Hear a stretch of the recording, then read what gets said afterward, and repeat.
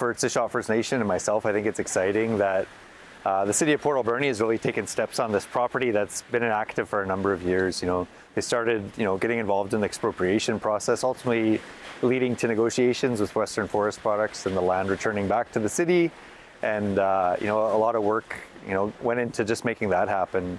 And historically, this site here is really important. We're here at Tlkwatkuis, the sacred wolf ritual beach here for Tseshaht in our history and our deep connection to these lands. And also we have Nuptsikapis, another village site just up the river as well.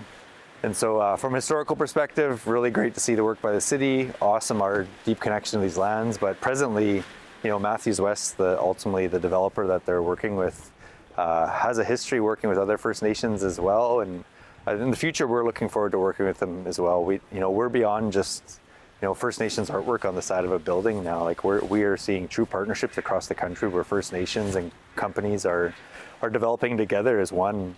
And us being economic players here in the industry as well.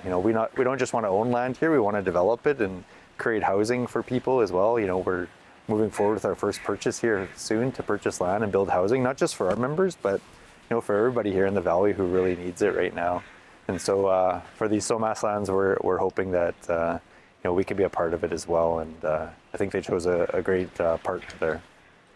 That is so brilliant. I almost don't have to ask you anything else, but I am going to ask specifically about the Squamish development, because you've looked into that development and how they've worked with First Nations in that area.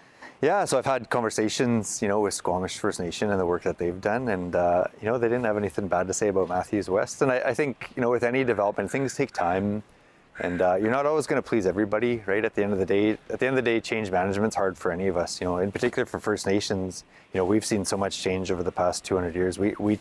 We try to balance it the best we can, but for them working with other First Nations goes a long way.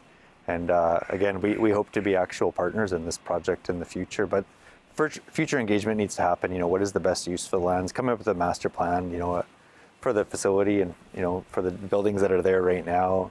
I do envision some mixed use there as well, and I think many others do. It's not just housing. Some people think, well, it's all going to be all housing. Well, no, there's other opportunities there, from industrial, from commercial.